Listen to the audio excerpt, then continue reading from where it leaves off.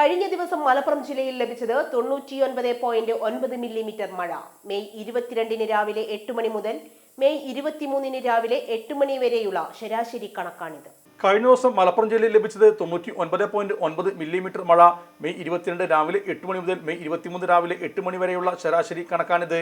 Ponnani 195 metre, Nilambur 48 metre, Manjeri 65 millimetre, Angadippuram 46.6 millimetre, Perinthalmanna 52 millimetre, Karipur വിമാനത്താവളം 192.5 millimetre എന്നിങ്ങനെയാണ് മഴ ലഭിച്ചത്. തിരുരങ്ങാടി, കൊണ്ടോട്ടി താലൂക്കുകളിൽ ഓരോ വീടുകൾ ഭാഗികമായി തകർന്നു. ചിലയിടങ്ങളിൽ നേരിയ തോതിലുള്ള മണ്ണിടിച്ചിൽ സംഭവിച്ചു. കൊണ്ടോട്ടി താലൂക്കിലെ ചേലേമ്പ്ര ALP സ്കൂളിൽ ദുരിതാശ്വാസ ക്യാമ്പ് തുറന്നിട്ടുണ്ട്.